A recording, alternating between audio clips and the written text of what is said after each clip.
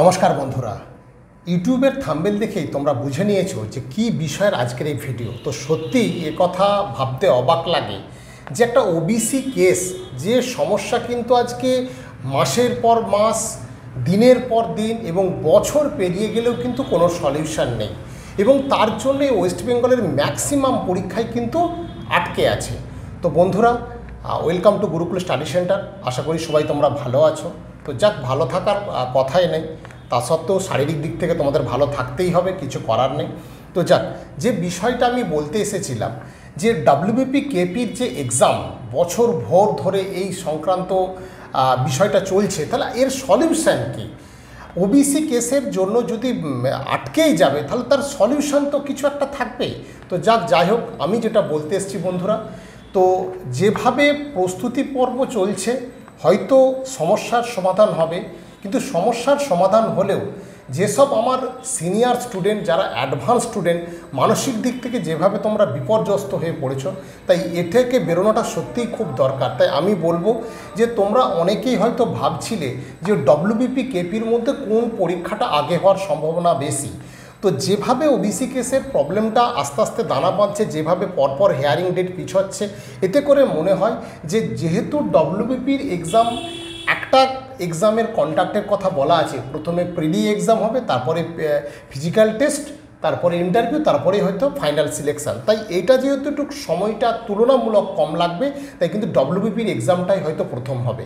আমি তোমাদের যেটা বলবো যে বন্ধুরা, একটা আশা নিয়েই চলো যে আপকামিং যেহেতু বিধানসভা ভোট আসছে, তো বিধানসভা ভোটের উপর ডিপেন্ড করে রাজ্যটা তো সেই রকমই হয়ে গেছে। ভোট না হলে কোনো কিছু, দেখো তুমি রাস্তা থেকে শুরু করে যে কোনো কিছু ভোটের উপর একটা ডিপেন্ডেবল হয়। তাই বলছি হয়তো মিটে যাবে, তাই তোমরা একটু আরেকবার উঠে পড়ে লাগো। আমি জানি এ বক্তব্য যারা যারা শুনছো তোমরা সত্যিই খুব সিচুয়েশান খারাপ, কারণ আমাদের এখানে গুরুকুল স্টাডি সেন্টারে যে পুলিশের ব্যাচ আমাদের চলে, basic batch, advance batch, medium batch, একদম সকাল 10:30 থেকে বিকেল 5টা পর্যন্ত 3 জন করে স্যার থাকে। তো আমাদের যারা অ্যাডভান্স ব্যাচের স্টুডেন্ট, প্রত্যেকটা স্টুডেন্ট কিন্তু পাস করবে এমন একটা জায়গায় তৈরি আছে, কিন্তু দিনকে দিন তাতে পার্সেন্টেজ কিন্তু কমে যাচ্ছে, কেউ 5%, কেউ 10%, 15% করে কমে যাচ্ছে, এবং সবথেকে বড় কথা পড়ার এনার্জিটা হারিয়ে যাচ্ছে। তাই আমি বলবো তোমরা আরেকবার উঠে পড়ে লাগো, ডব্লিউবিপিটাকে টার্গেট করে আগাও। আমার মনে হচ্ছে, যেটা আমার সিকোয়েন্স থেকে মনে হচ্ছে, দীর্ঘদিন যেহেতু এই লাইনে আছি, পড়ার লাইনে পুলিশের প্রিপারেশানটা যেহেতু আমরা গুরুকুল থেকে দিই, তাই বলে তোমার ডব্লিউবিপিটাই পরীক্ষা হবে সেরকম ধরনের আগাও, এবং যেটা তোমার ওয়েস্ট বেঙ্গলের যে কোনো জায়গায় রিক্রুটমেন্ট করানো যাবে, এবং সেক্ষেত্রে ভোটের ডিউটিতেও তাদেরকে কাজে লাগানো যাবে। তাই বলবো তোমরা ডব্লিউবিপিটাকে টার্গেট করো, এবং সেখানে অ্যাডভান্স মোডে যা যা আছে, যেটুকু আছে সেটুকু শুরু করো।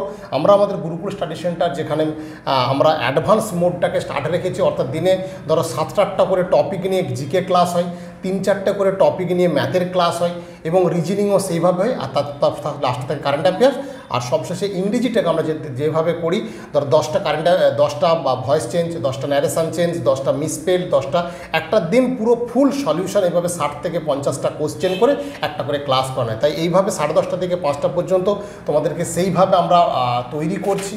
তো যাদের যাদের মনে হয়েছে যে একটু স্যার হেল্পের মধ্যে লাগবে, তো আমাদের যে নম্বর আছে সেই নম্বরে তোমরা ফোন করো, আর অ্যাডমিশন করতে গেলে ওই নম্বরে ফোন করো। বেসিক ব্যাচে কিন্তু আমাদের অ্যাডমিশন অলরেডি শুরু হয়েছে। যারা বেসিক এসএসসি জিডি ব্যাচ যারা তৈরি হচ্ছে, তাদের খুব কম এইচএস জাস্ট সবে দিয়েছো, তাদের জন্য আমরা কিন্তু বারবার বলবো রিটেন কিন্তু খুব ভাইটাল। অনেকে বলে, আমার কাছে এসে বলে যে স্যার ফিজিক্যালটা কি আপনারা করান? আমরা বারবার বলি ফিজিক্যাল আমাদের সামনে 2-3টে মাঠ আছে, এখানে জোট করে করে তারা সবাই এখানে ফিজিক্যাল প্র্যাকটিস করে, আমরা সেটা দেখতে লক্ষ্য রাখতে যাই। কারণ ফিজিক্যালটা আমি জানি ম্যাক্সিমাম স্টুডেন্টই ঠিকঠাক করছে, এখানে কেউ প্রায় ভুল করছে না, কিন্তু রিটেন মার্কস যেভাবে দিনকে দিন বাড়ছে, তাই রিটেনটা কিন্তু খুব ভাইটাল। সেক্ষেত্রে ম্যাথ, সেক্ষেত্রে রিজনিং, সেক্ষেত্রে জিকে এবং কারেন্ট অ্যাফেয়ার্স, তার সাথে কিন্তু ইংলিশ, এবং যারা হিন্দি রাখছো হিন্দি। তো দেখা যাচ্ছে জিকের যে ট্র্যাডিশন সেটা কিন্তু ফুল চেঞ্জ হয়ে গেছে। তোমরা যদি সেই লেভেলে, মানে মান্ধাত্য আমলের মতো জিকে পড়, দেখবে তোমরা কোশ্চেন ইদানিং কিন্তু কমন আসছে না। তাই জিকের একটু প্যাটার্ন চেঞ্জ করে পড়তে হবে। আমরা যারা আছি 12-15 জন যারা স্যার আছেন, নন টেকনিক্যালের স্যার, তারা কিন্তু এই জায়গাটা আমরা কভার করব। তো তোমরা একদম বেসিক ব্যাচ থেকে এই ক্লাসটা পাবে আমাদের গুরুকুল স্টাডি সেন্টার, এটা কলকাতা গড়িয়া স্টেশনের কাছে। এটা বলবো এইভাবেই প্রিপারেশানটা নাও। আর ওবিসি কেস আশা করি হয়তো মিটে যাবে। আর পরীক্ষা, যেটা তোমরা অনেকেই বলছিলে স্যার পরীক্ষা কি সত্যিই হবে, দেখো অনেকে বলছে স্যার পুজোর আগে কি হবে। দেখো পুজোর আগে হবে কি হবে না সেটা তো অনেকটা ডিপেন্ড করে। ওবিসি কেস যদি তাড়াতাড়ি মিটে যায় তাহলে 2 মাস সময় পেলেও গভর্নমেন্ট কিন্তু সেভাবে এক্সাম নিতে পারে, কারণ বিভিন্ন তথ্য মারফত তোমরাও জেনেছো, আমরাও জেনেছি, বিভিন্ন ভিডিও দিয়েছি।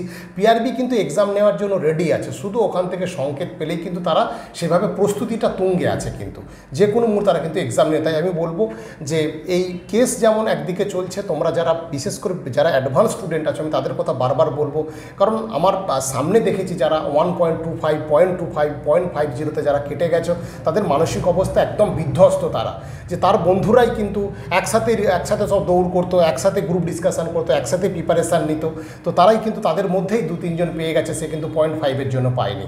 তার সত্ত্বেও ওবিসি সমস্যার ফলে সে কিন্তু এতদিন ব্যাপারটা ডিলে হচ্ছে, এবং সে কিন্তু দেখা যেত পরীক্ষা হলে অবশ্যই চাকরি ওদের সাথে কিন্তু পেয়ে যেত, কিন্তু এখন দেখা যাচ্ছে তার পড়ার প্রিপারেশনটা অনেকটা কমে গেছে। তাই মাই ডিয়ার স্টুডেন্ট, তোমরা কিন্তু কেউ সেভাবে হারিয়ে যেও না, একটু ভালো করে থাকো, তোমরাই পাসটা করবে। নতুনরা হয়তো কিছু জন আসতে পারবে, কিন্তু তোমরা যেভাবে তৈরি আছো, ইন্টারভিউ দিয়েছো, সেই এক্সপিরিয়েন্সগুলো আছে, মেন্স দিয়েছিলে সেই এক্সপিরিয়েন্সগুলো আছে, এখানে যেহেতু একটাই পরীক্ষা হবে কিন্তু কাট অফ হয়, অর্থাৎ 1 টার্ম এক্সামের মতো হয়ে যাচ্ছে, সেক্ষেত্রে মানে ফাইনালেই গোল করতে হবে এরকম একটা ব্যাপার। তো তাই বলবো তোমরা সেইভাবে প্রিপারেশানটা নাও।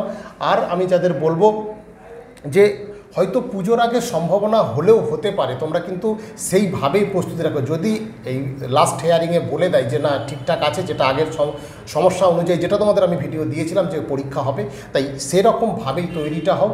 অ্যাডভান্স লেভেলে কিন্তু প্রিপারেশানটা করার, অবশ্যই কিন্তু ফাইনাল মক টেস্ট 100 নম্বরের প্রত্যেক দিন অন্তত একটা করে টাইম টু টাইম রাখবে, বা 1 ঘন্টায় টাইম নেবে, বা 85 নম্বরের যে টেস্ট দেবে 1 ঘন্টায় টাইম নেবে।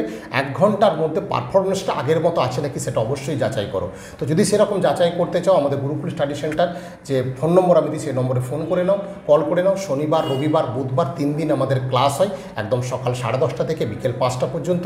আরও কিছু জানতে চাইলে আমাদের যে এই নম্বর দিচ্ছি নম্বরে কল করে নাও বা হোয়াটসঅ্যাপ করে নাও। ঠিক আছে, প্রত্যেকটা বন্ধুর সকলেই ভালো থেকো, এবং যদি কারো ভিডিও ভালো লেগে থাকে অবশ্যই বন্ধুদের মধ্যে শেয়ার করো, এবং খুব বাস্তব কথাগুলোই তোমাদের আমি তুলে ধরি, যাতে কিন্তু তোমাদের মনে হয় যে না স্যার প্রিপারেশানটা নিতে হবে। সত্যি প্রিপারেশানটা নাও, বর্তমান অবস্থা কিন্তু খুবই খারাপ, তোমাদের এখনও এজ আছে, সেই এজ যদি হারিয়ে যায় তাহলে কিন্তু আলাদা কথা। যেহেতু এজটা আছে তাই এখনও কিন্তু তোমরা যেহেতু ফর্ম ফিল আপ আগে থেকে করা আছে, এজ হয়ে গেলে একদিন হয়ে গেলেও কিন্তু ফর্ম ফিল আপ করা যায় না। তাই বলবো আরেকবার উঠে পড়ে দাঁড়াও, পরীক্ষাটা কিন্তু ন্যাচারালি হওয়ার সম্ভাবনা কিন্তু অনেক বেশি। ঠিক আছে, আজকে এ পর্যন্ত।